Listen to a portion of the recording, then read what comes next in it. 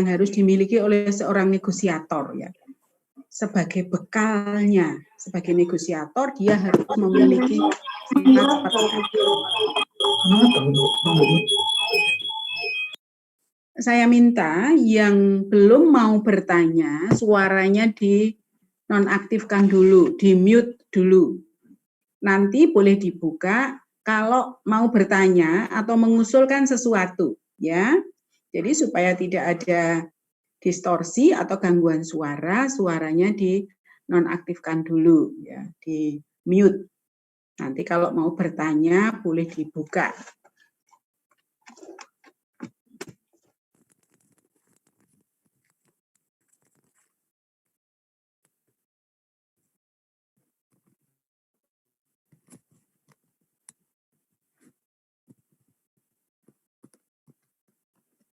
Kemarin kita sampai pada poin B. Hari ini kita lanjutkan dengan C, yaitu kemenangan sebagai dambaan atau sesuatu yang sangat diharapkan oleh seorang negosiator. Ya. Jadi intinya setiap negosiator itu pasti menginginkan kemenangan. Tidak ada seorang negosiator yang ingin kalah dalam proses negosiasi. Jadi misalnya seorang negosiator mau berangkat melakukan negosiasi lalu ditanya, Pak, hari ini Bapak acaranya apa? Oh, saya nanti mau melakukan negosiasi jam 10. Terus keinginannya apa Pak? Cita-citanya. Yang diinginkan seperti apa? Ya, yang saya inginkan bagaimana ya supaya saya ini nanti dalam negosiasi kalah. Saya itu kalah, dikalahkan oleh lawan. Tidak ada yang seperti itu. Ya. Kalau proses negosiasi ini dilakukan secara murni, ya on the track, apa adanya, fair, semua negosiator pasti menginginkan kemenangan. Tidak ada satupun yang ingin kalah. Nah, untuk mencapai kemenangan dalam proses negosiasi tentu saja tidak mudah. Karena tadi semua ingin menang. Padahal paling tidak yang berhadapan dalam negosiasi itu adalah dua belah pihak. Bisa lebih. Sehingga untuk mencapai kemenangan ini, apa saja yang harus disiapkan? Paling tidak harus bisa mengatasi kondisi-kondisi keadaan seperti ini. Ya, yang pertama harus bisa mengatasi kelemahan pribadi kita. Kita itu dalam artian di sini adalah negosiator. Kemarin ya di minggu kedua sudah dijelaskan bahwa seorang negosiator itu harus mengenali dirinya sendiri. Bagaimana dia akan bisa mengenali orang lain kalau tidak mengenali dirinya sendiri? Nah, kelanjutan dari itu bahwa mengenali diri sendiri itu adalah mengenali semua kelebihan yang ada sekaligus kelemahan yang dimiliki. Kemarin saya akan ngajar adik-adik mahasiswa baru, maba semester 1. Baru pertama kali kuliah minggu kemarin. Pada awal kuliah mereka saya bagi form saya suruh mengisi. Isilah sebanyak mungkin yang menunjukkan kelebihan Anda atau kekuatan Anda, kelebihan ya. Dan yang B, poin B adalah kelemahan Anda. Apa saja. Kalau Anda menganggap itu kelebihan, masukkan ke poin A. Kalau Anda menganggap itu kelemahan Anda, masukkan ke poin B. Sebanyak-banyaknya. Saya membayangkan bahwa mereka itu lalu cepat-cepat menulis, wah kelebihan saya ini 1, 2, 3 banyak. Ternyata kok ya susah ya, lama. Sampai waktunya itu saya tambahi. Oh ya sudah kalau gitu waktunya diperpanjang 10 menit lagi. Setelah selesai, habis waktunya, saya lihat itu juga tidak banyak yang mereka ungkapkan. Ada yang menuliskan kelebihannya itu hanya 2 nomor, 2 poin saja. Ada yang sampai 3 atau 4. Kelemahannya ya sama, sedikit. Nah, ketika saya tanya, kok yang ditulis sedikit? Apakah Anda hanya mempunyai kelebihan sedikit saja dan kelemahan sedikit saja? Jawabnya, wah, saya tidak tahu ya, Bu. Apakah saya punya kelebihan sedikit, kelemahan sedikit, atau mungkin lebih dari itu? Oh ya sudah, kalau begitu saya mulai memancing-mancing. Kelebihan Anda apakah sudah habis? Kemudian saya tanya, Anda biasanya kalau datang ke, karena dia mahasiswa baru, ya dulu kan masih sekolah ya di SMA. Datang ke sekolah, itu sama siapa berangkat? Sama teman-teman, Bu. Saya biasanya disamperin, diampiri. Terus saya diboncengkan motor. Loh, kok mau teman Anda ngampiri sampai memboncengin motor Anda? Iya itu, Bu, mereka pada mau biar berangkatnya bareng-bareng terus ngampiri saya. Berarti teman Anda itu baik-baik. Atau Anda yang baik terhadap mereka. Iya, Bu, saya juga baik pada mereka. Buktinya teman-teman itu pada merasa senang, ya, cocok dengan saya. Apakah Anda merasa bahwa Anda itu seorang yang mudah bergaul, mudah dipercaya dan disenangi teman-teman? Oh iya, Bu, saya merasa saya seperti itu. Nah, itulah salah satu kelebihan Anda. Oh, itu kelebihan ya, Bu? Iya. Jadi bisa saya tulis di sini, Bu? Bisa. Nah, saya pancing lagi kelebihannya. Ini tadi kuliah jam pertama. Dimulai jam 7.30. Anda sudah masuk ke Zoom meeting saya jam 7.25. Karena saya prepare, saya tahu. Saya mengira bahwa Anda itu orang yang disiplin waktu, ya. Jadi menepati aturan yang ada. Apakah seperti itu? Iya, Bu, saya tuh selalu kalau dijanjikan jam sekian ya datang. Saya malah sebel sama teman-teman yang suka molor yang seperti ini. Nah, disiplin waktu itu juga menjadi kelebihan Anda. Oh gitu ya, Bu. Saya malah tidak sadar. Seperti itulah. Jadi, banyak orang yang tidak menyadari poin-poin apa saja yang menjadi kelebihannya dan sebaliknya poin-poin apa saja yang menjadi kelemahannya. Maka di depan tadi saya katakan tidak mudah. Ketika saya pancing lagi, kalau seandainya, kan ini kuliahnya jam pertama, otomatis dia bangun pagi lah. Paling tidak jam 7 sudah bangun, mandi, terus siap untuk kuliah. Kalau seandainya Anda tidak ada acara di pagi hari, tidak ada kuliah jam pertama, jam berapa Anda bangun pagi? Wah, kalau nggak ada kuliah jam pertama, saya bangunnya siang, Bu. Bisa sampai jam 10, ya 9-10 baru bangun. Kalau misalnya tidak ada acara, Anda diminta untuk bangun pagi, jam 6:30, kira-kira bagaimana? Wah ya susah, Bu. Saya pilih kembali tidur lagi aja kalau tidak ada acara. Nah, susah ya bagi Anda? Iya, Bu.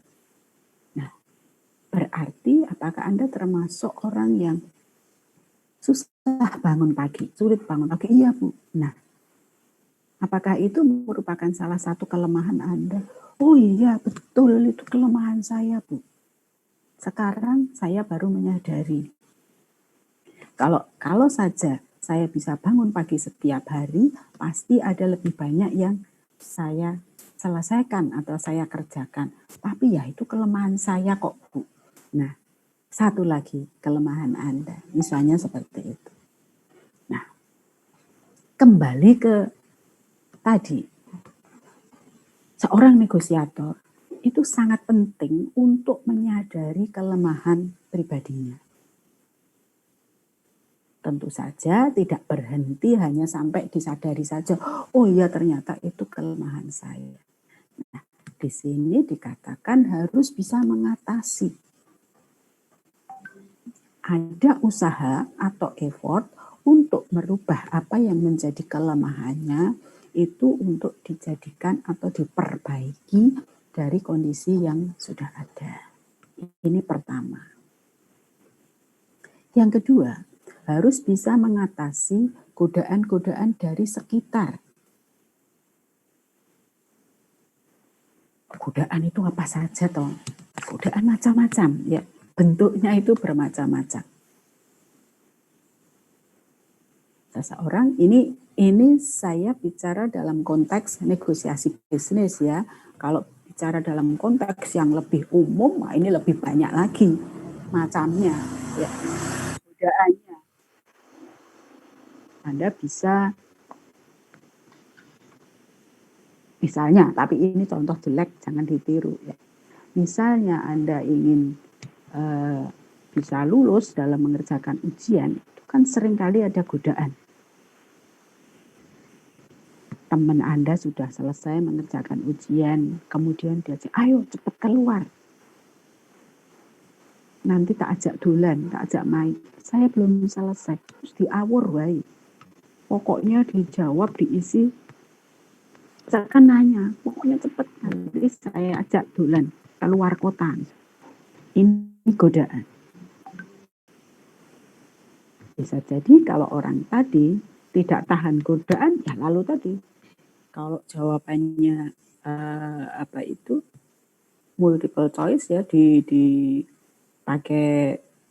menghitamkan itu ya, diusek-usek itu ya diawur aja.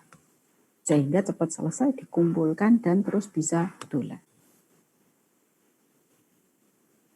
Sekali lagi ini contoh yang tidak baik, tapi itu bentuk godaan, namanya juga godaan. Godaan yang kedua bisa saja melirik atau mencontek hasil pekerjaan teman di sampingnya atau di depannya. Karena menurut dia, kalau dia mencontek mengikuti jawaban temannya, ini akan lebih cepat. Ya, kemudian itulah yang dilakukan. Itu godaan. Meskipun bukan dari luar, dari hati nuraninya, nah itu godaan jalan pintas. Ya, hasilnya tidak bisa dipertanggungjawabkan. Dalam proses negosiasi bisnis, godaan itu ya sekitar jalan pintas itu. Sekitar iming-iming materi yang ditawarkan.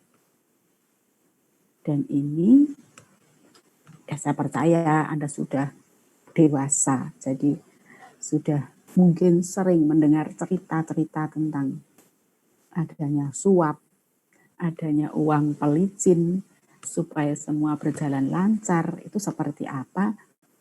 Nah, ini saya bercerita karena Anda semua sudah dewasa, jadi sudah bisa menyaring mana hal-hal yang benar, mana yang tidak. Ya. Apalagi kemarin kita sudah belajar tentang etika, yaitu tentang nilai-nilai, mana yang dianggap benar dan mana yang tidak.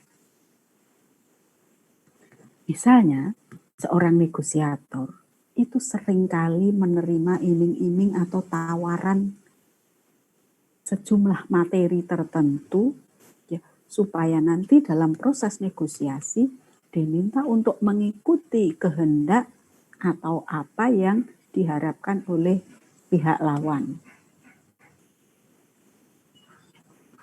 Tahu-tahu ada amplop kiriman dari pihak lawan ya, misalnya dengan pesan bahwa besok pagi ketika melakukan negosiasi Bapak manut saja ya, jadi diam saja atau menyetujui apa yang kami usulkan misalnya seperti itu.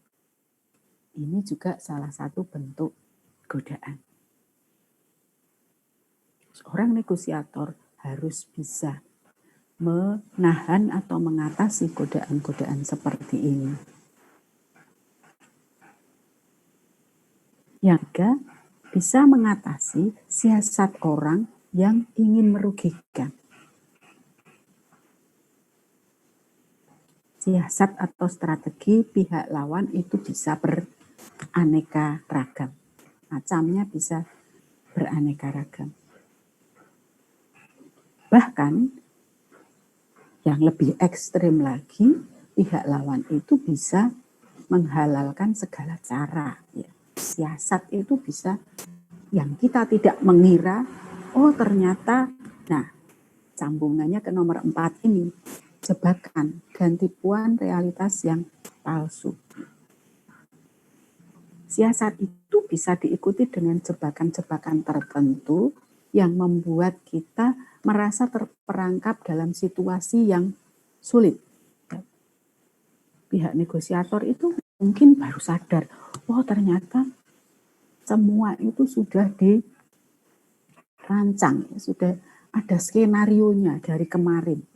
Kok kenapa saya ya ikut saja? Ternyata ini jebakan realitas yang palsu.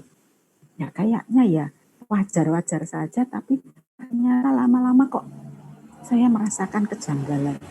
Semua kok sudah seperti ada skenarionya. Nah inilah yang memerlukan kewaspadaan supaya seorang negosiator itu tetap selalu berada pada track yang benar, on the track. Ya. Jangan mau diarahkan atau dijebak pada situasi yang membuat kita tidak bisa atau tidak leluasa melaksanakan strategi yang sudah dirancang. Yang kelima, harus bisa mengatasi keterbatasan-keterbatasan organisasi. Nah, ini yang agak sulit.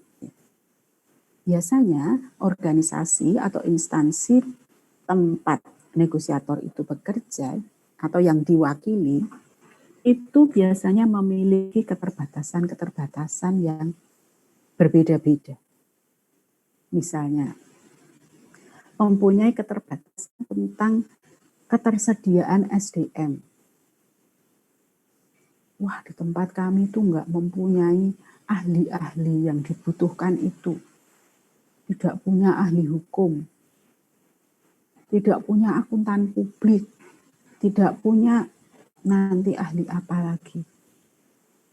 Di tempat kami itu paling-paling hanya lulusan S1. Ya, yang profesional pasca sarjana atau doktor atau bahkan profesor itu kami nggak ada. Nah, ini keterbatasan SDM. Ada lagi yang sering dialami adalah keterbatasan dana atau pembiayaan. Biasanya organisasi atau instansi akan hitung-hitung kalau mengeluarkan dana atau biaya untuk melakukan negosiasi. Apalagi kalau negosiasinya ini berjalan berlarut-larut, panjang, berkesinambungan, tentu saja biayanya juga menjadi membengkak. Nah, seperti ini juga yang harus dipertimbangkan oleh seorang negosiator. Ya. Bagaimana supaya bisa mengatasi kendala atau keterbatasan ini. Nah, untuk itu, supaya menang, itu perlu juga dipahami. Setelah tadi memahami kondisi internal, ya kondisi internal itu adalah misalnya kelemahan-kelemahan negosiatornya, kemudian keterbatasan organisasinya, dan seterusnya. Sekarang tentang pihak lawan. Nah, negosiator harus mengetahui atau mengenali siapa lawan kita. Siapa lawan kita itu bukan berarti lalu namanya siapa, rumahnya di mana, bukan seperti itu. Tapi jauh lebih dalam dari itu. Misalnya, pihak lawan mempunyai kemampuan sampai sebatas apa. Kemudian, tim atau staf ahli yang dimiliki itu ada siapa saja, ada berapa saja ahli-ahli yang dimiliki.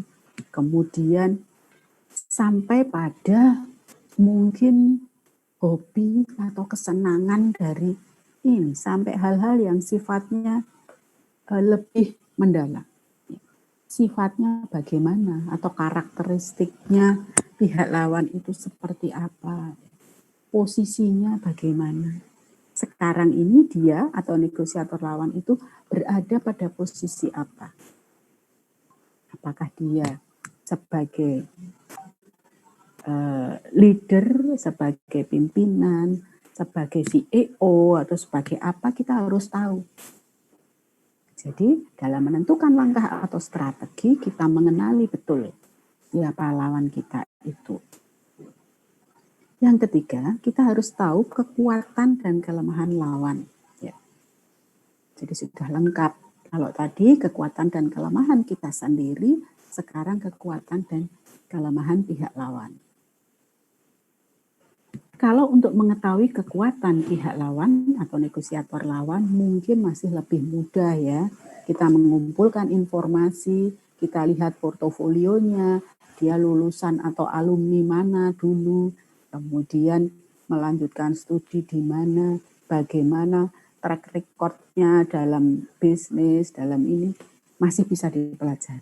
Tapi kalau kelemahan itu biasanya kan sesuatu yang ditutupi, ya, sesuatu yang disembunyikan.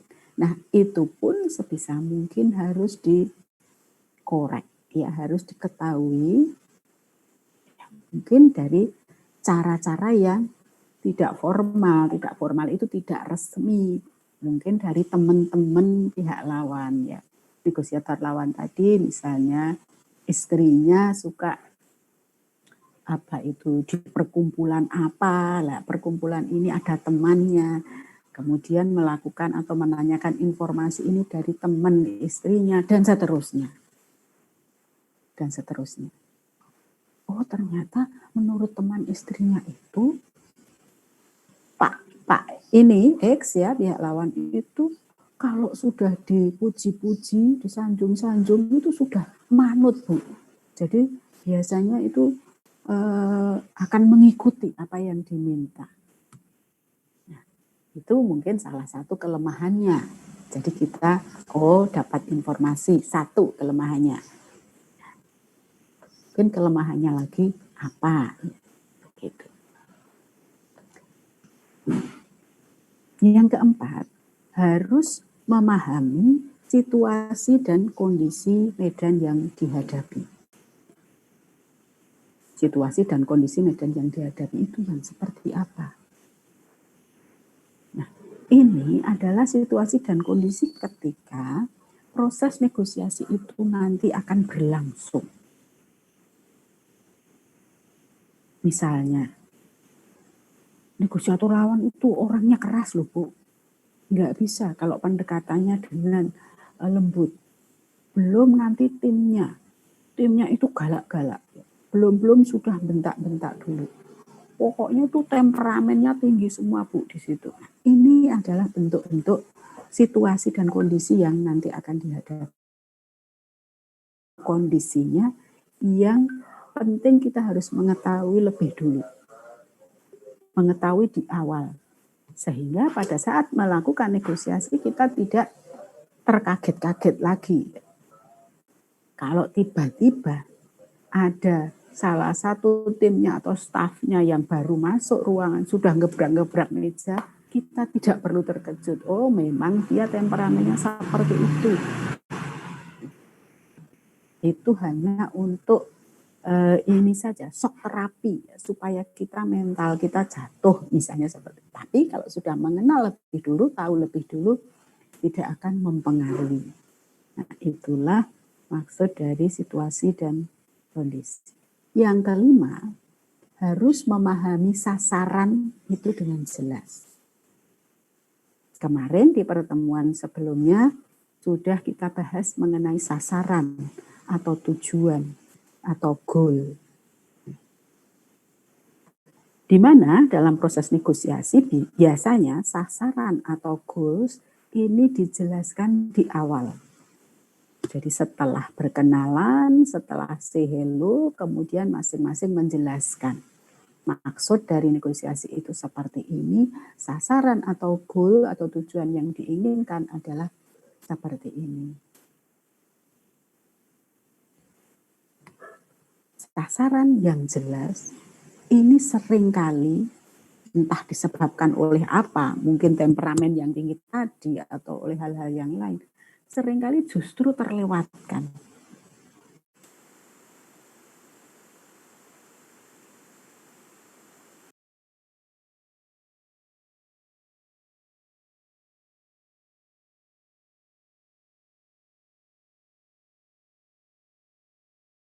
Saran negosiasi ini apa toh? Nah, percuma berarti dari awal sampai pertengahan tadi.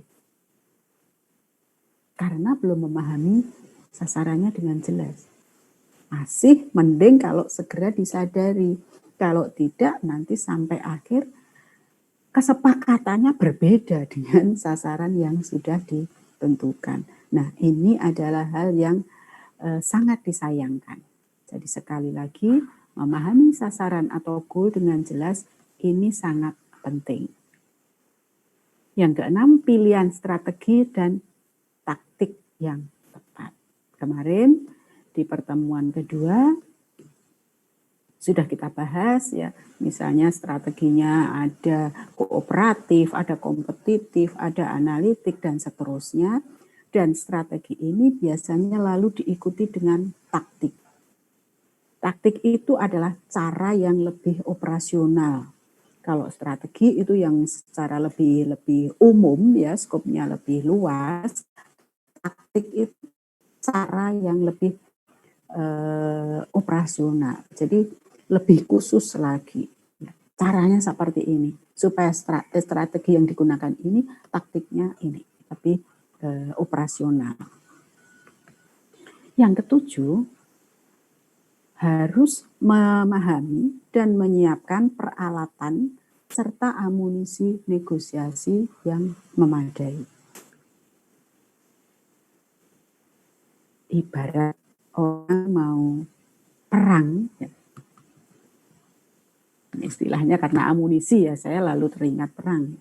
Harus menggunakan peralatan atau senjata dan amunisi yang memadai. Memadai itu apa toh? Yang cukup. Ya. Kalau lawannya seperti itu, ya senjata kita yang bisa mengatasi itu. Kalau orang ingin memotong balok kayu yang besar, diameternya 50 sampai 75 cm, ya tidak bisa hanya menggunakan pisau dapur saja. Harus menggunakan gergaji, minimal gergaji besar atau bahkan gergaji listrik. Nah, ini adalah contoh dari peralatan yang memadai, yang cocok, yang bisa mengatasi. Demikian juga negosiasi.